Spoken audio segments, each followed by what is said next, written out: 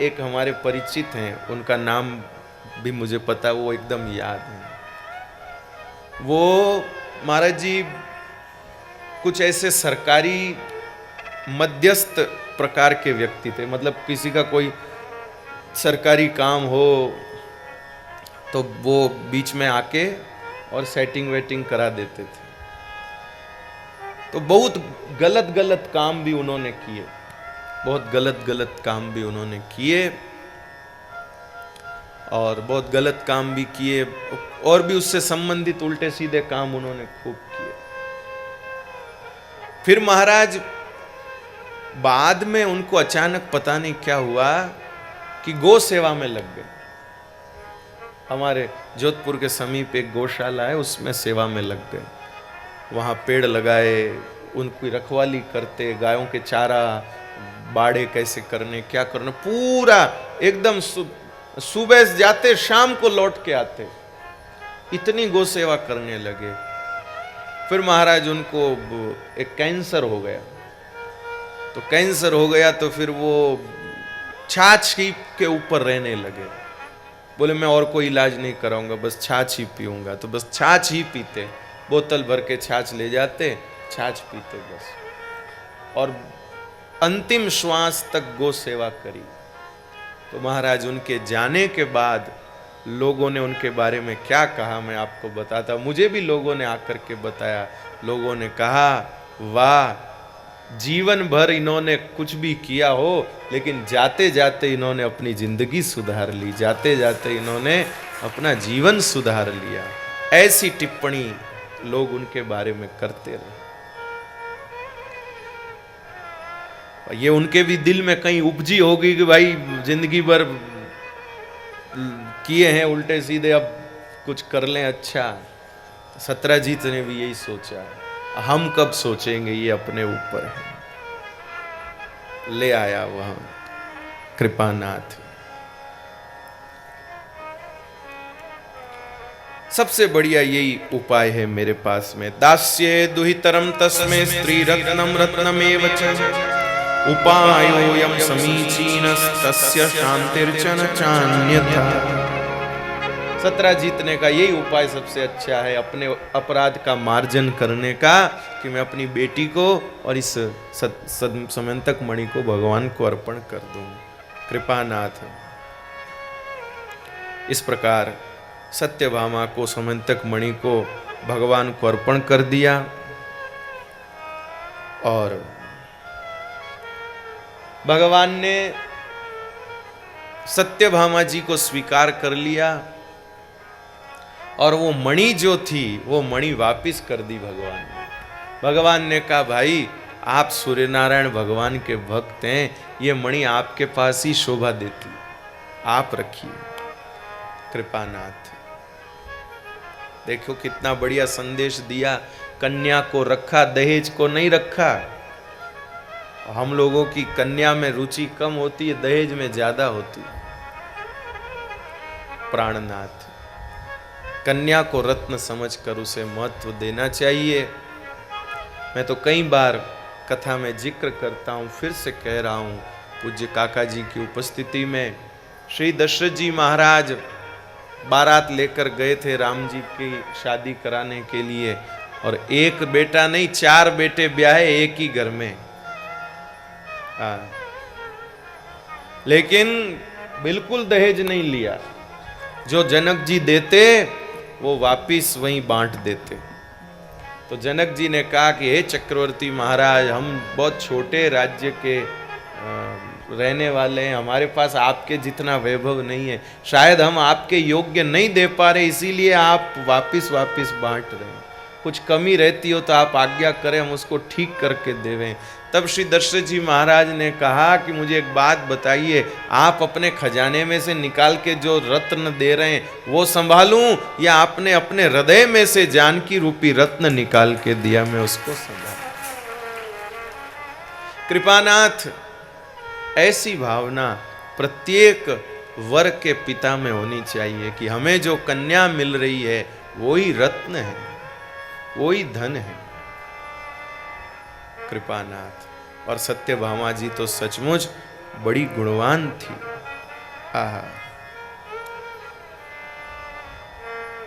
बड़ी गुणवान थी श्री सत्यभामा जी के विषय में।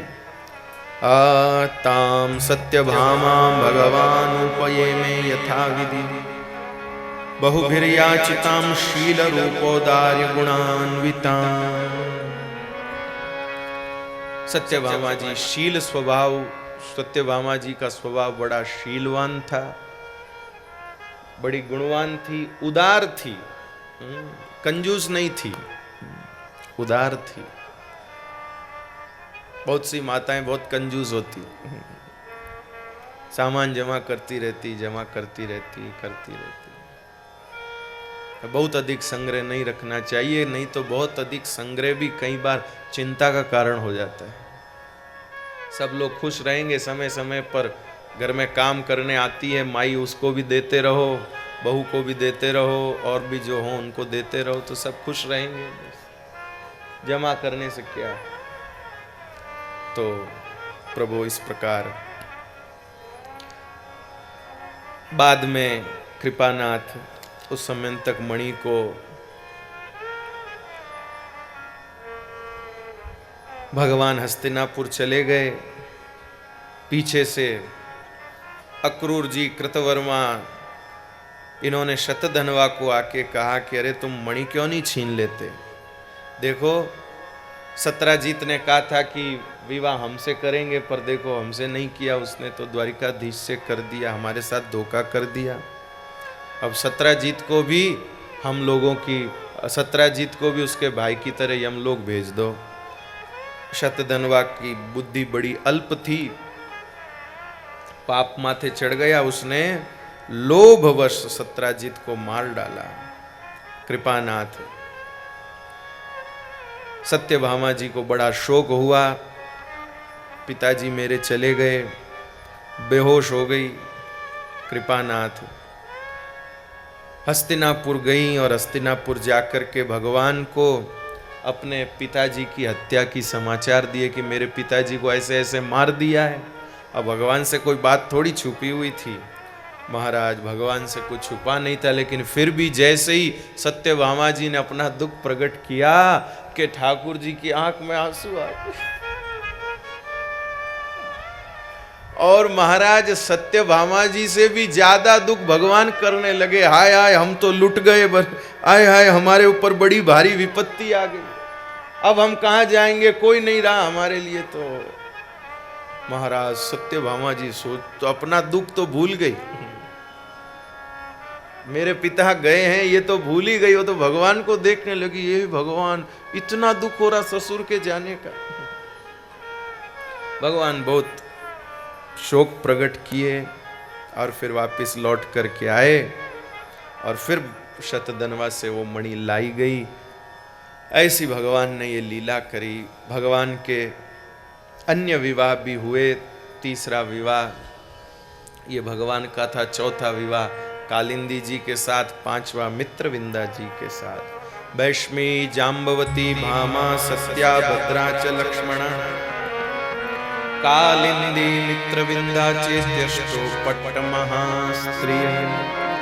ये 8 भगवान की मुख्य पटरानियां थी। भौमासुर का वध करके उसके यहाँ जो 16,100 कन्याओं को भौमासुर ने कैद कर रखा था, इनके साथ एक साथ विवाह करूंगा।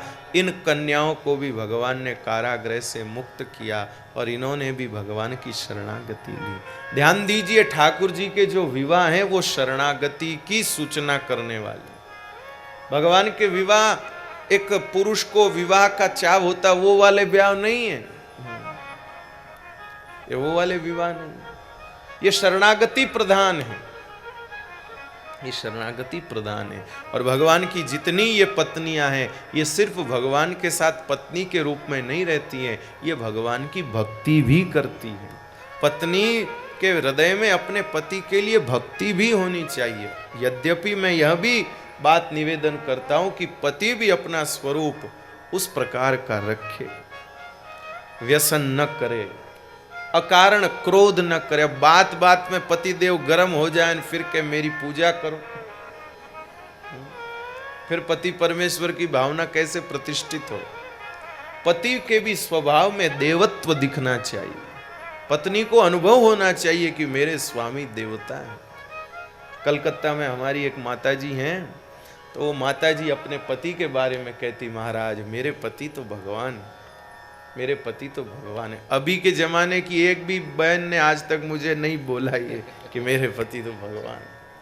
ये सुनते नहीं है, ये सुनते नहीं है, यही बात बोलती हैं बहनें। ये एक ने भी नहीं कहा आज तक कि मेरे पति भगवान है। वो माँ बोली ये तो भगवान है। हमने कहा, बोले महाराज बिल्कुल किसी बात में कुछ भी, कभी क्रोध तो इनको करते हुए देखा ही नहीं, कभी क्रोध करते हुए तो इनको देखा ही नहीं। बताइए, उनकी निर्मलता, उनकी दैन्यता, उनकी सहजता मुझे बड़ा अच्छा लगा। जो कहते हैं पति परमेश्वर है, इसकी अनुभूति उन माइयों को होती है जिनके पति भी उस स्वरूप में, स्वभाव में रहते हैं। एक विनोद की बात सुनाता हूं। एक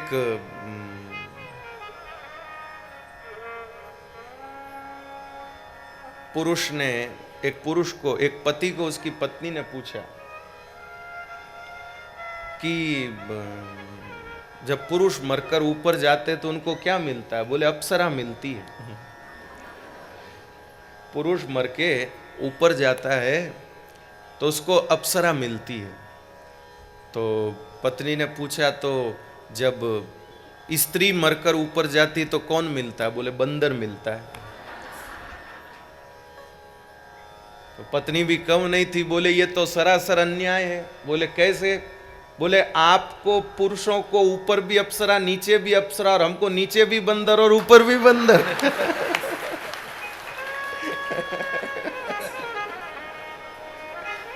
कृपानाथ।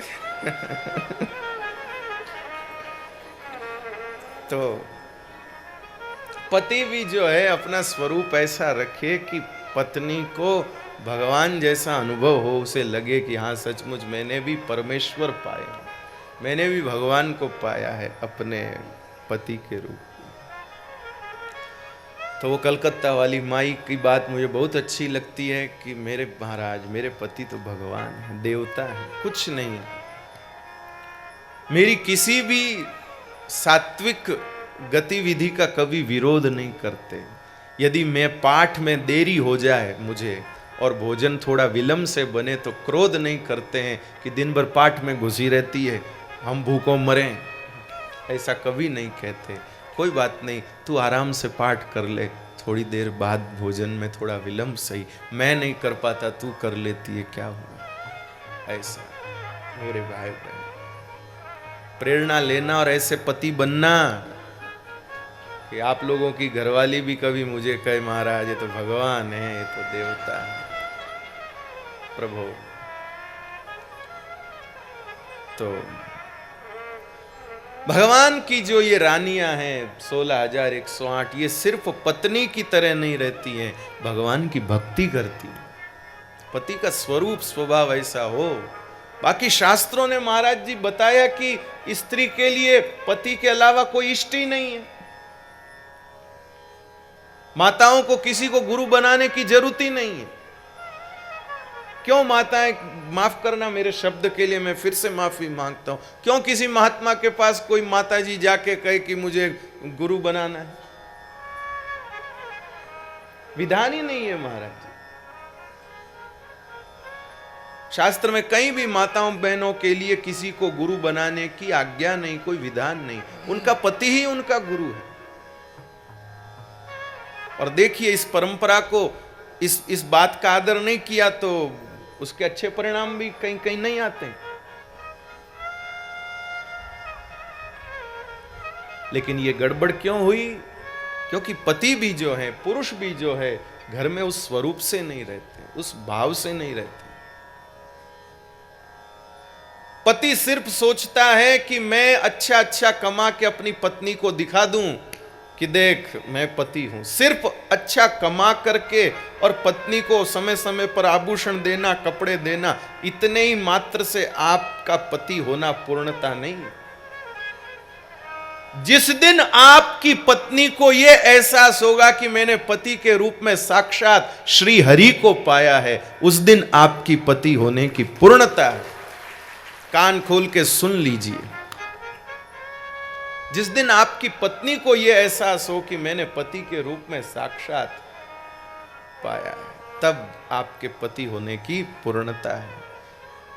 नहीं तो इसने देख लो, इसके लिए घर बना दिया, इसने कहा घर होना, ये लो घर, इसको देखो हर दीपावली पे ये देते हैं वो देते हैं, ये क्या।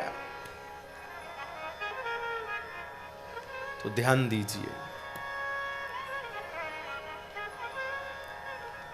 कृपानाथ भगवान की जो इतनी रानियां, वो सिर्फ इसी बात के लिए भगवान से नहीं है कि हमारे पति हैं, वो भगवान की भक्ति भी करती है, पत्नी होकर के भी भगवान की भक्ति करती है। ओ मैंने माला बनाई रे कृष्ण नाम की, मैंने माला बनाई रे कृष्ण नाम की। और हमेशा हमेशा उत्सुक रहती है भगवान की नवीन नवीन लीलाओं को जानने के लिए। अब हम अब अपने माइयों को अपने से ही फुर्सत नहीं है, पति के बारे में क्या जानने की कोई उत्सुकता नहीं, कोई उत्कर्ष, इतना प्रेम ही नहीं है कि जानने की उत्सुकता हो। प्रेम होता है उसके विषय में जानने की उत्सुकता रहती है, कोई उत्सुकता नहीं जानने की। कृपानाथ। लेकिन ये जो भगवान की रानियां हैं, ये भगवान की लीलाओं को जबकि साथ रह रही हैं, सब चीज देख रही हैं, फिर भी भगवान की नवीन नवीन लीलाओं को जानने की उत्सुकता, उत्कंठा भगवान की रानियों में बनी हुई। ओ मेरे नैनों में गोकुल वृंदावन,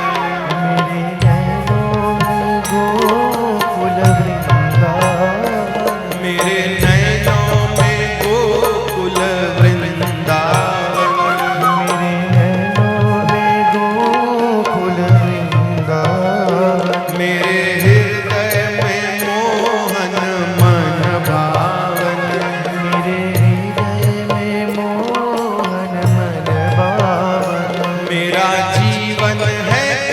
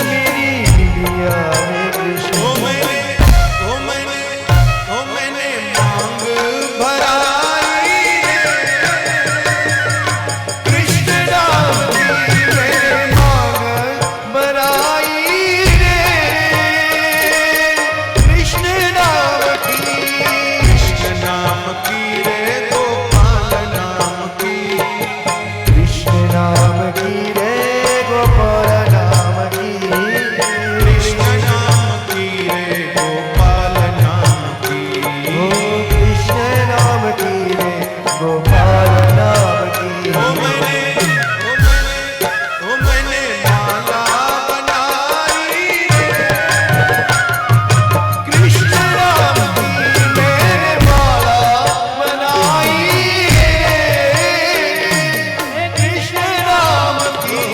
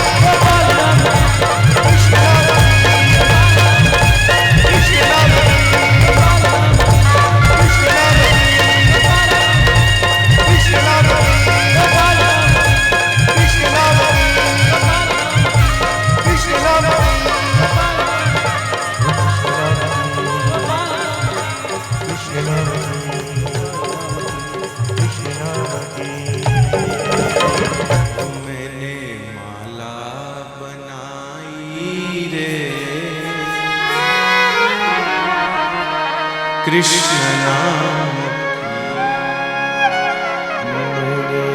माला एक दिन बनाई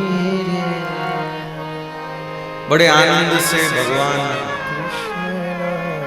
पलंग पर लेटे हुए थे। रुक्मणी जी आकर के भगवान को पंखा करने लगी।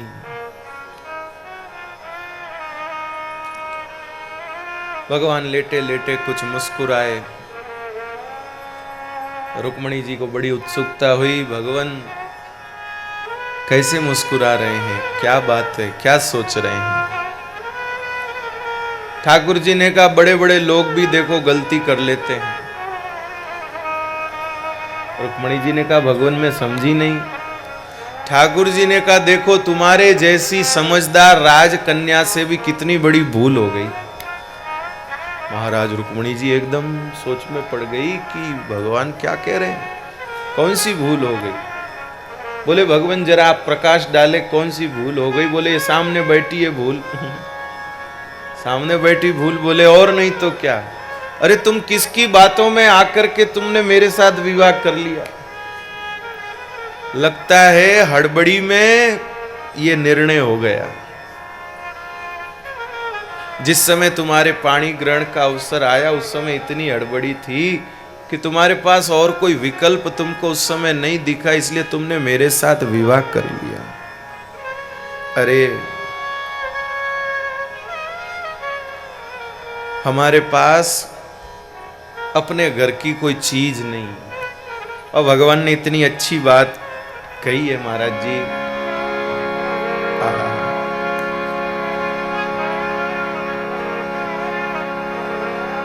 इतनी अच्छी बात कही। भले ही भगवान ने विनोद में कही होगी, पर भगवान का विनोद उनके लिए जो भी होता होगा। लेकिन राजा मजाक में भी सेवक को कह दे जा हलवा बना ला। सेवक मालिक को पूछने आए, मालिक कुछ खाएंगे? कि हाँ क्या खाओगे? बोले हलवा बना के ले आ। तो भले ही वो विनोद में कही गई होगी, पर सेवक के लिए तो वो आज्ञा के समान है। तो ठाकुर जी ने बोला है अपने लिए तो वो बहुत बड़ी चीज है। आहा, हम गरीबों को तार दिया ठाकुर जी ने, अपना कह दिया। भगवान क्या कहते हैं? निष्किंचना वयं शश्व निष्किंचन जनप्रिया। निष्किंचना वयं शश्व निष्किंचन जनप्रिया तस्मात् प्रायेण न हाड्या मां भजन्ति सुमध्य में। हे सुंदरी हम सदा से अकिंचन हैं। हे सुंदरी हम सदा से अकिंचन हैं। ना तो हमारे पास कभी कुछ था और ना ही हमारे पास कभी कुछ रहेगा। और जिन लोगों के हालात ऐसे हैं वही हमसे प्रेम करते हैं। जिन लोगों के हाल ऐसे हैं वही हमसे प्रेम करते, और ऐसे ही लोगों से हम भी प्रेम करते हैं और वही लोग हमसे भी प्रेम करते हैं। ठाकुर जी कह रहे हैं अपने आप को धनी समझने वाले लोग ना तो हमसे प्रेम कर पाते हैं और ना हमारी सेवा कर पाते हैं। वो हमसे दूर ही रहते हैं। इसलिए देवी हमको न लौकिक व्यवहार का ठीक ठीक अंदाजा है। देखो ना तुम्हारे पियर वालों के साथ हमारी कभी बात बैठी नहीं। तुम्हारे पियर वालों के साथ हमारी बात बैठती नहीं। वो एकदम अलग पटरी पे चलते हैं सब। हमारा कभी उनके साथ व्यवहार नहीं होता। अरे हमें कुछ पता भी नहीं, राज सिंहासन का अधिकार भी हमारे पास नहीं है। जितने बड़े बड़े राजा महाराजा सबके साथ हमारी बैर। इसलिए हे देवी तुमने हड़बड़ी में अदूरदर्शिता के कारण हम जैसे को अपना पति बना लिया। लेकिन कोई बात नहीं, अभी कुछ बिगड़ा थोड़ी है। अभी कोई देरी थोड़ी हुई है। हमारी ओर से कोई मनाही नहीं है। तुम स्वतंत्र हो। तुम अभी भी अपने योग्य किसी राजकुमार को पसंद करके उसके साथ शादी कर लो। हमारी एकदम रजामंदी, जिससे तुम्हारी सब आशा अभिलाषाएं पूरी हो जाएं। महाराज अब क्या बीती होगी रुक्मणी जी के दिल पे, आप खुद सोचो। रुक्मणी जी बोली इसका मतलब एक तो मेरा होना नहीं होना कोई मायने नहीं रखता। ये तो अपनी ओर से करे कि जाओ कोई दूसरा देख लो, किसी के साथ ब्याह कर लो। हे भगवान, ये क्या आ गया, ये क्या समय आ गया। कृपानाथ, राजा परीक्षित के भी चेहरे पर एकदम भाव ऐसे आ गए कि भगवान ये क्या बोल रहे हैं। तब सुखदेव जी समझ गए। महाराज श्रेष्ठ वक्ता होते हैं, वो श्रोता के चेहरे के भाव को पढ़कर उसका समाधान कर देते। सुखदेव जी समझ गए कि राजा भी घबरा गया है। रुक्मणी जी तो घबराई, जो घबराई ये भी घबरा गया। तो सुखदेव जी महाराज बोले, श्री शुक उवाच एतावदुक्त्वा भगवान् आत्मानं वल्लभामिव मन्यमानाम विश्लेषात् तदपग्नम् उपारमत्। मन्यमानाम विश्लेषात् तदर्पग्नम् उपारमत्। सुखदेव जी कहते हैं, परीक्षित, भगवान एक क्षण के लिए भी रुक्मणी जी को छोड़कर इधर उधर कहीं जाते नहीं थे। एक क्षण के लिए भी भगवान रुक्मणी जी को छोड़कर इधर उधर जाते नहीं थे। तो रुक्मणी जी को अहंकार हो गया कि इनके सबसे प्यारी तो मैं ही जो, बाकी तो सब यूं ही काम करने आई। इनके बस सबसे खासम खास एकदम प्यारी तो मैं ही हूं। और भगवान ने कहा कि प्यारी तो खूब है, पर अहंकार मुझे बिल्कुल भी प्यारा नहीं है। बस रुक्मणी जी के इस दर्प को, इस अहंकार को दूर करने के लिए भगवान ने ये लीला करी। ये सुनते ही रुक्मणी जी को ये बोध हो गया कि मैं ऐसे ही समझ बैठी हूं कि मैं अधिक प्यारी हूं, ये तो मेरे को भी छोड़ना पड़े तो इनको कोई भी वो बड़ी बात नहीं है। कृपानाथ। फिर बाद में रुक्मणी जी एकदम धड़ाम से गिर पड़ी, भगवान ने उनको उठाया और प्रेम पूर्वक वार्तालाप की। फिर मनाना तो भगवान को आता ही अच्छे से, प्रसन्न कर लिया फिर से रुक्मणी जी को। और कहने लगे, अरे रे रे रे, घमंड भी दूर कर दिया, अहंकार भी दूर कर दिया। और फिर कहने लगे, मैं तो विनोद कर रहा था, मैं ही परमो लाभो ग्रहेषु ग्रह में देना। अरे ये गृहस्थियों को ही तो ये लाभ है कि आपस में हास्य विनोद कर सकते हैं, आपस में सब कर सकते हैं, बाकी और किसी को थोड़ी लाभ है। साधु मंडली बनाकर बैठे हैं, खो खो की करे लोग, कई इसके लिए साधु बने, दांत निकालने कोई बने बाबा जी हैं। लेकिन गृहस्थी जब आपस में मिल बैठ के हंसते मुस्कुराते हैं तो लोग कहते, वाह कितने भाग्यशाली हैं, कितने सुंदर, कितना अच्छा लगता है।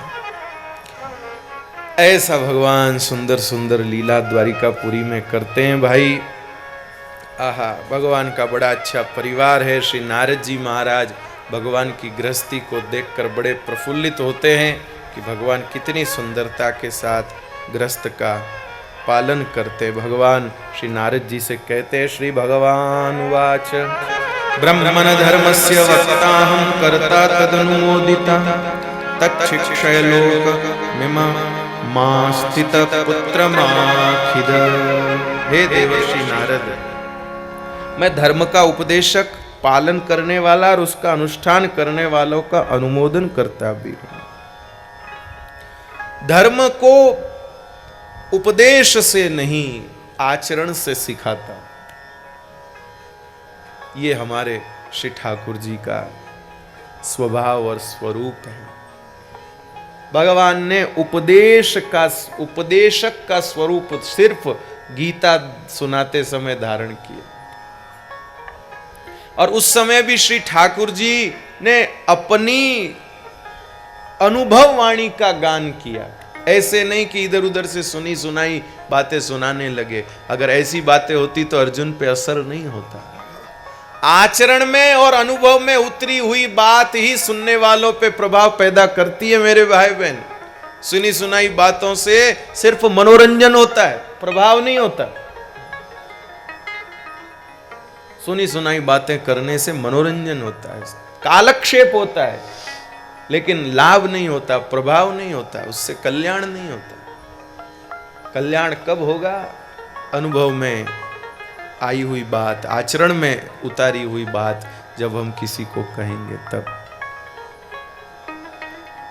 स्कूल में एक कहानी आती थी, आप लोगों के भी आई होगी, नहीं तो बाद में आप लोगों ने सुनी होगी। एक महात्मा जी के पास एक माई ले गई अपने छोरे को, महाराज मेरा बच्चा जो मीठा बहुत खाता है इसको समझाओ। महात्मा जी ने कहा 7 दिन बाद आना।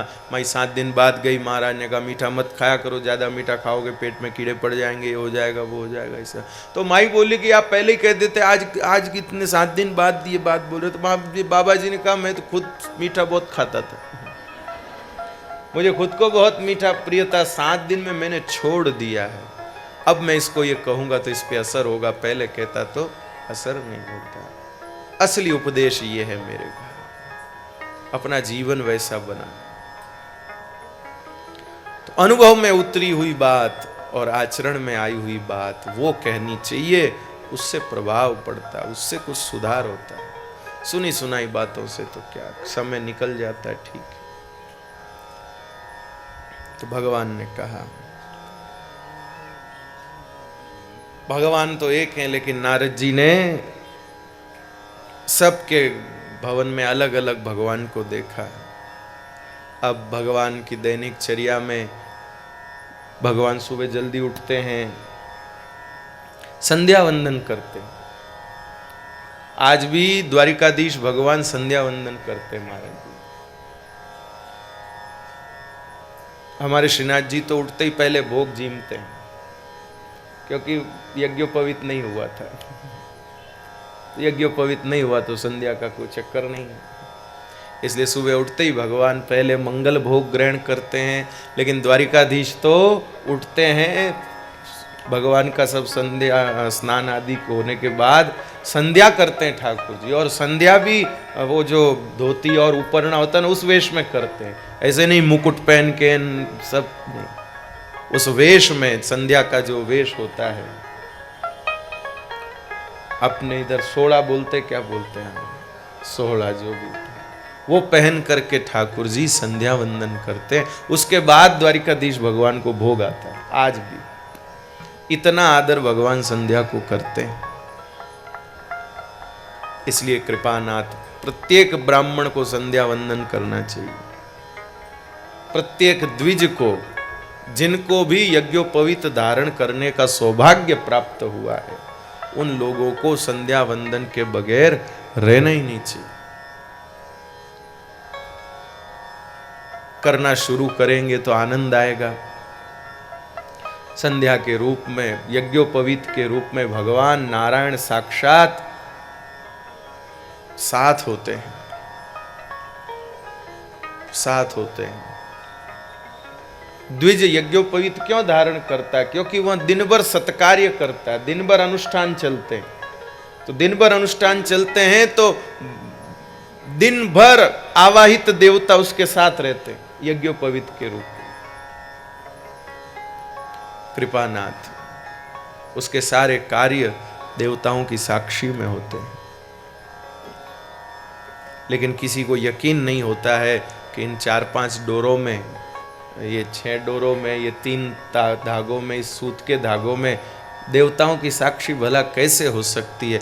मेरे भाई बहन, आपके हाथ में जो मोबाइल फोन है, उस मोबाइल फोन में प्रधानमंत्री का कॉल आ सकता है। वो क्या कह रहे हैं इसको आप फील कर सकते हैं, वो क्या बोल रहे हैं उसको आप फील कर सकते हैं। जब एक यंत्र के माध्यम से, इस यंत्र के भी कहीं कोई तार निकले हुए इधर उधर तो बताओ, कहीं कुछ नहीं निकला हुआ, फिर भी उस यंत्र के माध्यम से पूरी दुनिया के लोगों को आप इसमें अनुभव कर सकते हैं। तो फिर हम हमारे मंत्रों के द्वारा, पवित्रता के द्वारा सिद्ध की हुई इस यज्ञोपवीत के माध्यम से सभी देवताओं को अनुभव क्यों नहीं कर सकते हैं मेरे भाई?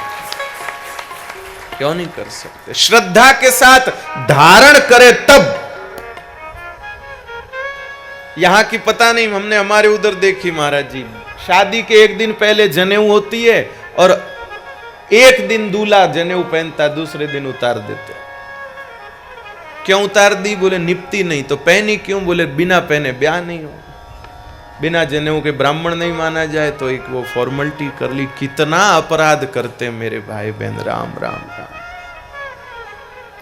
इतना क्या वजन होता है बताओ? धर्म पथ पर चलने में क्यों जोर आता है भाई? क्या हानि होती है? क्या आपका छिन जाता है? क्या आपका लुट जाता है? महाराज जगत के लोग जो धर्म पालन करते हैं उनको बहुत चिढ़ाते हैं, उनको बहुत चिढ़ाते हैं। लेकिन एक बात ध्यान रखिएगा, धर्म पथ पर चलने वाले लोगों को लोग चिढ़ाते हैं, लेकिन आगे चलकर अनुकरण अनुसरण भी उन्हीं लोगों का करते हैं मेरे भाई, अनुसरण भी उन्हीं लोगों का करते हैं। मैं अपनी प्रशंसा नहीं कर रहा हूं, आपको लगे तो लगे। जो मेरे दोस्त मुझे स्कूल के दिनों में चिढ़ाया करते थे, मेरी चोटी को देखकर मेरी हंसी उड़ाते थे, मेरा तिलक देखकर मेरी हंसी उड़ाते थे, मेरे मंदिर आने जाने को देखकर मेरी हंसी उड़ाते थे, अब आज वो मेरा आदर करते, मुझसे समय मांगते, मुझे पूछते हैं, मिलते हैं, क्या कैसे क्या।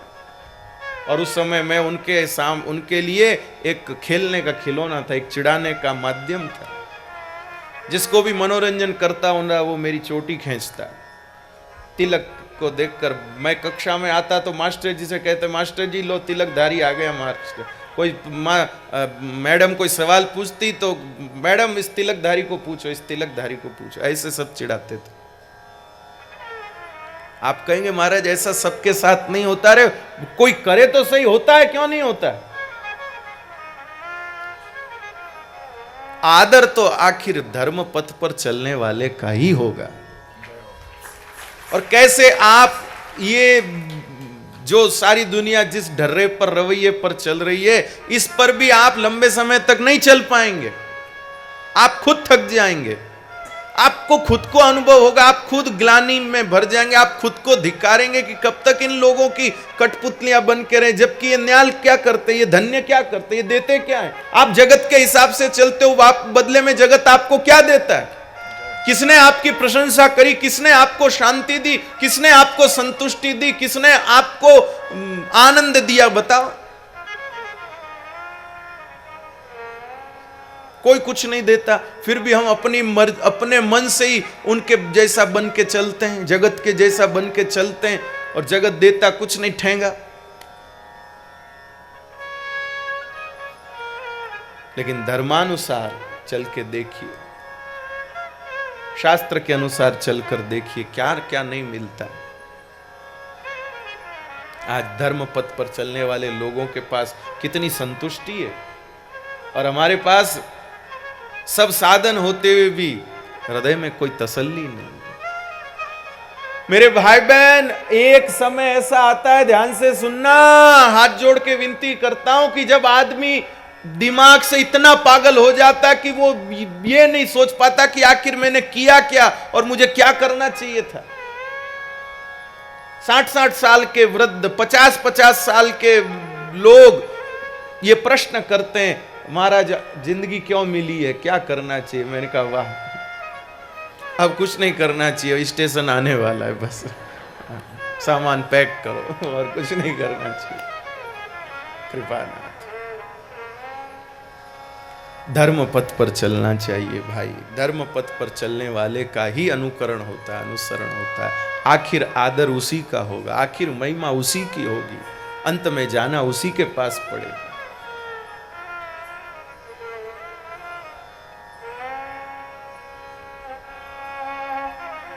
क्यों किसी की सदगति के लिए हम भागवत का शरण लेते हैं, गीता जी की शरण लेते हैं? फिल्में चलाया करो 12 दिन, नहीं कोई चला जाए, उसके बाद में फिल्में चलाया करो बढ़िया। आज बाहुबली दिखाओ, कल कौन सी, कोई बताओ भाई, नाम याद दिला। हैं?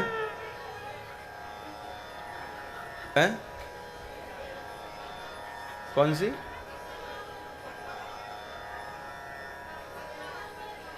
पद्मावत। हाँ, एक दिन एक दिन ये दिखा। वाह भाई वाह, 12 दिन की 12 फिल्में चलाओ, कोई गरुड़ पुराण मत कराओ, कोई कुछ नहीं, फिल्में चलाओ, दिखाओ भाई, देखो, सब बहुत पसंद थी उनको।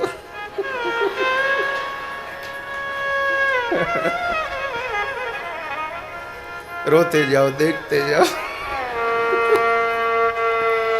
मेरे भाई बहन, दास ये विनती कर रहा है कि फिर उस समय धर्म के पीछे क्यों लगते हो? जीवन भर जिस धर्म से आप एलर्जी करते हैं, जिस धर्माचरण से आप एलर्जी करते हैं, फिर उस काल में आप धर्म की तरफ क्यों भगते हो? जब शरीर स्वास्थ्य पर तकलीफ आती है उस समय क्यों धर्म की तरफ भगते हैं?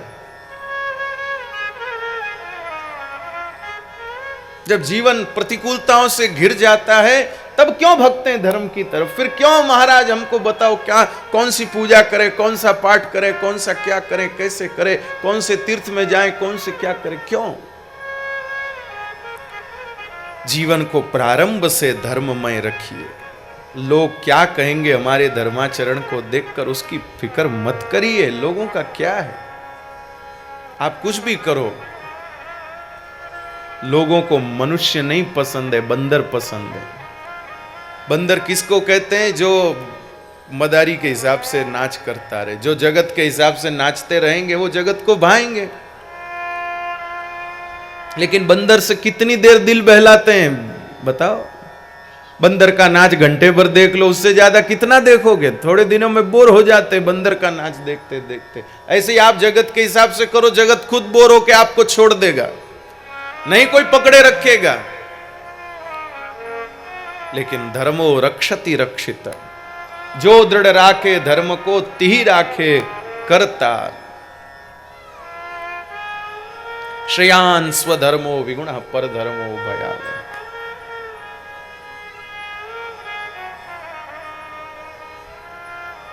प्राणनाथ, इसलिए धर्म पथ पर चलना चाहिए। इसलिए यज्ञोपवीत जिनने धारण किए उनको नित्य संध्या वंदन करना चाहिए। कृपानाथ, इस प्रकार भगवान संध्या वंदन करते हैं, हवन करते हैं, मौन होकर गायत्री का जप करते हैं। क्यों नहीं करें? क्योंकि वे सत्पुरुषों के आदर्श हैं, इसलिए भगवान करते हैं। फिर सूर्य नारायण की उपासना करते हैं। फिर अपने घर में जितने बड़े बूढ़े हैं सबको जाके प्रणाम करते हैं। यो नहीं कि लाओ चाय लाओ, नाश्ता किया, बैग उठाया, भागो। घर के जितने बड़े बूढ़े हैं, अब जल्दी उठें तो सब चीज के लिए वक्त मिले। अब उठते ही ऑफिस जाने के 1 घंटा पहले है तो भागते दौड़ते खाया पिया जा रहे करके सब बड़े बूढ़ों को प्रणाम करते हैं, ब्राह्मणों की पूजा करते हैं।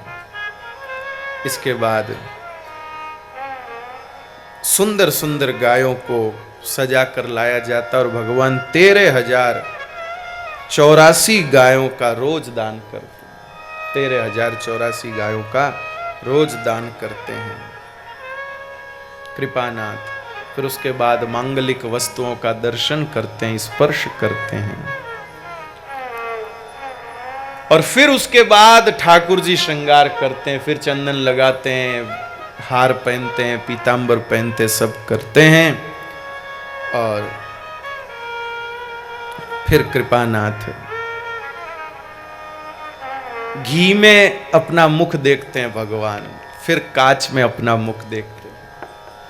घी में मुख देखना बड़ा शुभ माना गया है, इसलिए घी में अपना मुख देखते हैं ठाकुर जी और दर्पण में अपना मुख देखते हैं। फिर गाय का दर्शन करते हैं, बैल का दर्शन करते हैं, ब्राह्मणों का दर्शन करते हैं और जो देव प्रतिमाएं हैं उनका दर्शन ठाकुर जी करते हैं। फिर उसके बाद में जो भी गांव के लोग आए हैं सबको दान देते हैं, जिसको जो चाहिए वो सब दे के उनको प्रसन्न करते हैं और उनको देख करके खुद भी आनंदित होते हैं। इसके बाद में भगवान अपनी माला, अंगराग, चंदन, तांबूल आदि जो है वो सबको बांटते हैं, फिर अपने काम में लेते हैं। फिर उसके बाद में भगवान रथ में बैठकर सभा में पधारते हैं। सभा में महाराज एक दूत आया जिसने आकर सूचना दी, जरासंध ने राजाओं को कैद कर रखा है, वे अपनी मुक्ति के लिए आपसे प्रार्थना कर रहे हैं। इधर युधिष्ठिर जी महाराज राजसूय यज्ञ कर रहे हैं, वे भी आपका स्मरण कर रहे हैं। तब श्री ठाकुर जी उद्धव जी को पूछते हैं कि मुझे क्या करना चाहिए।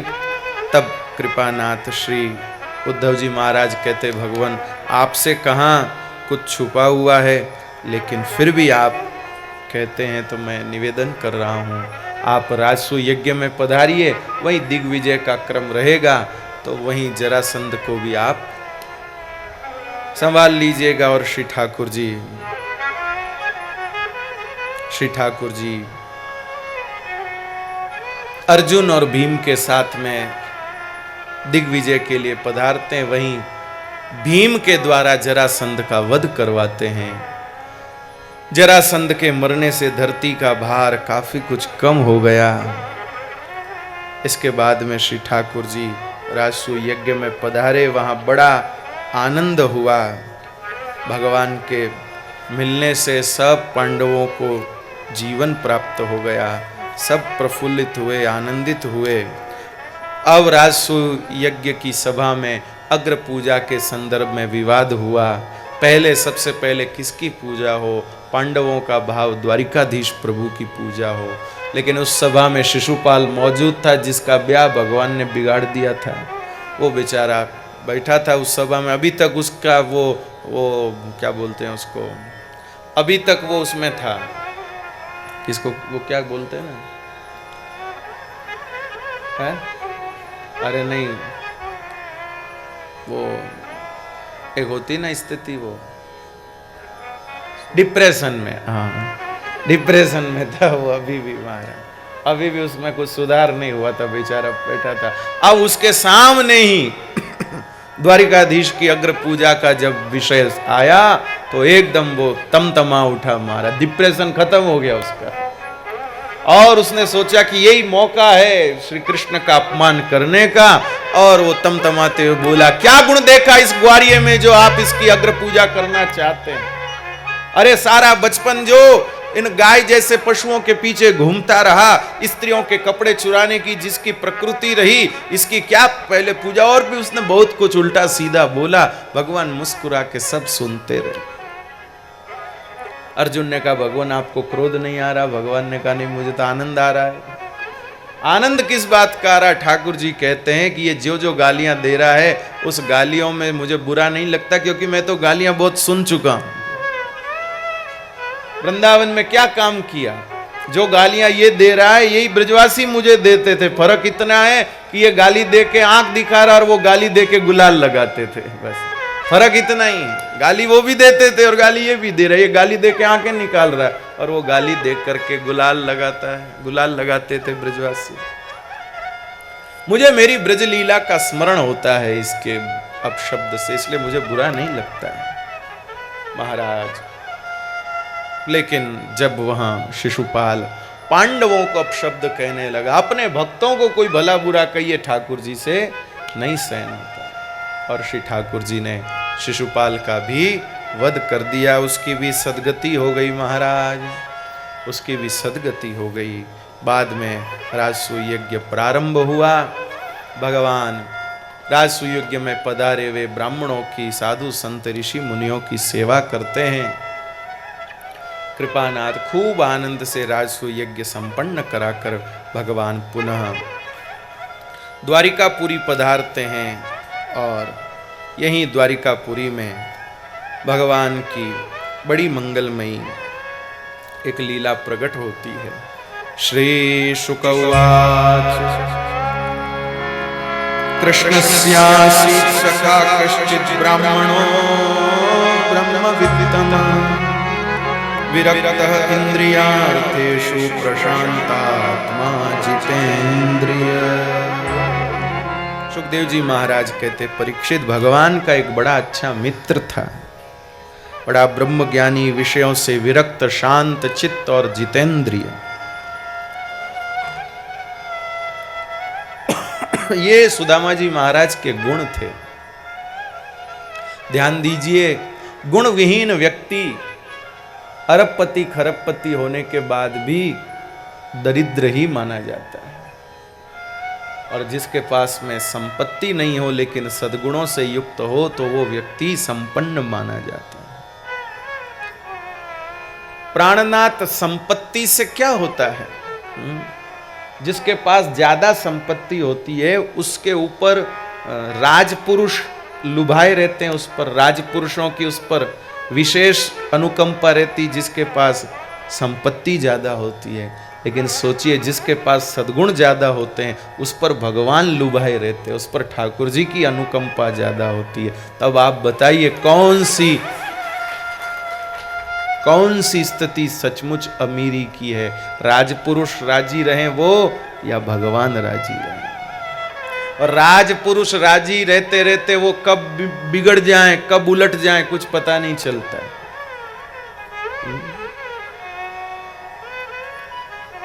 राजपुरुष का कब घूम जाए वो कुछ पता नहीं चलता महाराज। लेकिन भगवान हमेशा सम रहते हैं, उनमें कुछ बदलाव नहीं होता, वे हमेशा अनुकंपा के भाव में ही रहते हैं। प्रभु इस प्रकार श्री सुदामा जी महाराज सद्गुण संपन्न थे। वस्तुएं नहीं थी तो उसकी कोई उनको गरज भी नहीं थी, उनको ये भी नहीं था मेरे पास नहीं है। प्रसन्न थे। और जो उनकी पत्नी थी वो पत्नी भी भगवत कृपा से बड़ी योग्य थी। जो कुछ मिल जाता था उसमें संतुष्ट रहती थी और संतुष्टि जताती थी। ऐसे नहीं कि मैं कब उसके जैसी साड़ी पहनूंगी, मैं कब उसके जैसा हार लूंगी, मैं कब वैसा, ऐसी कोई वो उसकी नहीं भावना, ऐसी उसकी कोई भावना नहीं। जितने पतिदेव प्रेम से जो जैसा लाके देते उसी में खुश, उसी में राजी। भाई आप साथ हो फिर और क्या चाहिए? प्राणनाथ। सुदामा जी की पत्नी ने एक दिन सुदामा जी से आग्रह किया कि जरा जाकर द्वारिकाधीश भगवान से मुलाकात करके आइए, उनका दर्शन करने से हमारे सारे अमंगल नष्ट हो जाएंगे। श्री सुदामा जी महाराज कहते हैं, इस लोभ से मैं कैसे जाऊं? हमारे अमंगल नष्ट हो जाएंगे, इसलिए मैं कैसे जाऊं? सुदामा जी की पत्नी ने कहा, आप तो मित्र के भाव से जाइए। और तंदुल लेकर, चिवड़े लेकर के, और श्री सुदामा जी महाराज श्री कृष्ण को, श्री ठाकुर जी को खूब याद करते हुए द्वारिकापुरी आए। द्वारिकापुरी में भगवान को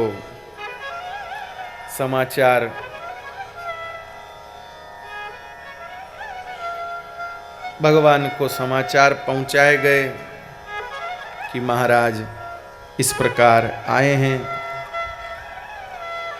उस समय भगवान श्री रुक्मिणी जी के समीप विराजे थे।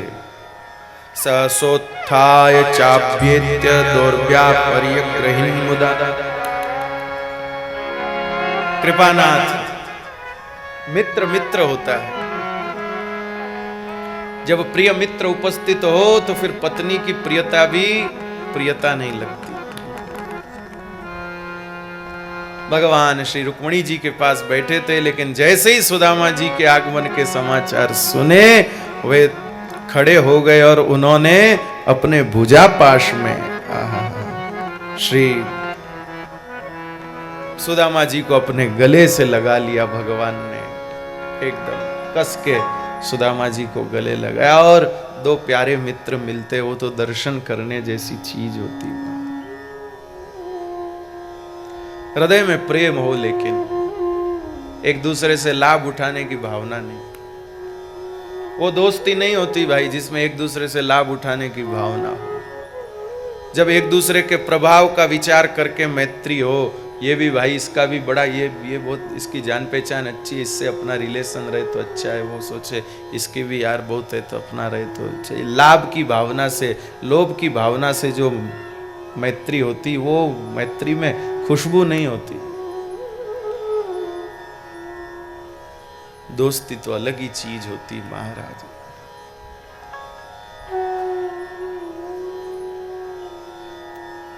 कृपानाथ, एक बात मैं मेरे अनुभव के आधार पर कह रहा हूं महाराज जी,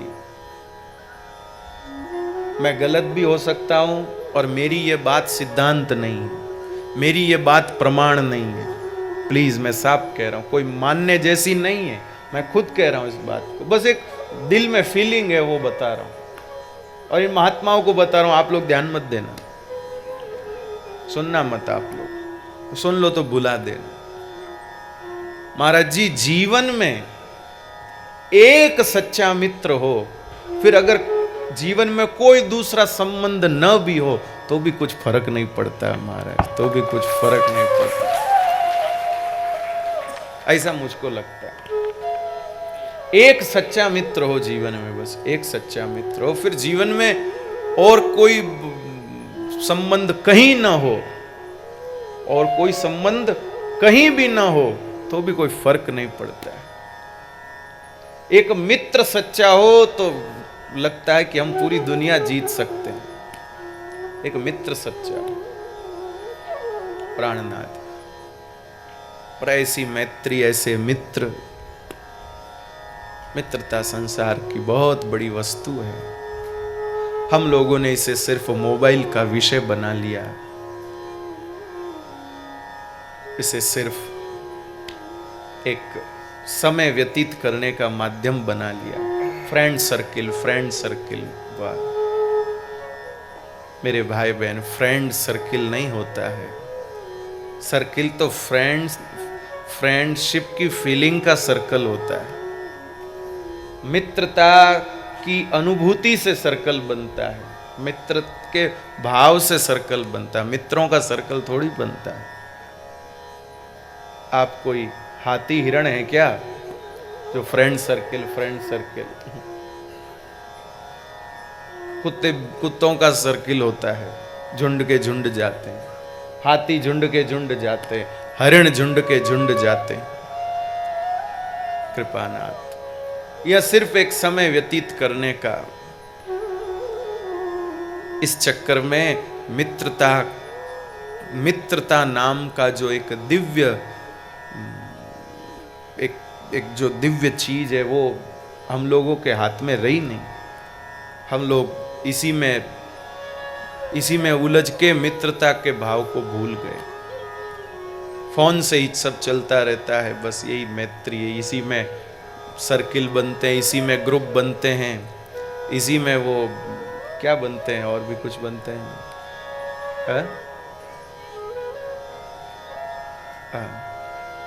उसमें भी सर्किल ही बोलते हैं, क्या बोलते हैं, हाँ ग्रुप, हाँ बस मोबाइल में ही बनते हैं, मोबाइल में ही बिगड़ते हैं। जलना जीवड़ा जलमा जल में जलमा ही बर जाए, जैसे पानी के बुदबुदे पानी में निकलते हैं, पानी में ही वो सब चले, जैसे फोन में ही दोस्ती पैदा होती है और फोन में ही पूरी हो जाती है, डिलीट हो जाती है। वाह, फोन में ही सेव होते हैं, फोन में ही डिलीट होते हैं। बस माइया बहुत विद्वान है यहाँ की। कृपानाथ, तो भगवान गले लगाए सुदामा जी को, बहुत प्रेम से गले लगाए। आहा, सुदामा जी संकोच करने लगे, पर ठाकुर जी ने सुदामा जी को पकड़कर पलंग पर बैठा दिया। मतलब श्री ठाकुर जी सुदामा जी को अपने विश्राम कक्ष में लेके गए, और ध्यान दीजिए विश्राम कक्ष में कोई बहुत नजदीक का जिनके साथ भाव हो उन्हीं को ले जाया जाता है, बाकी तो मिलने का जगह बैठक कक्ष अलग होता है।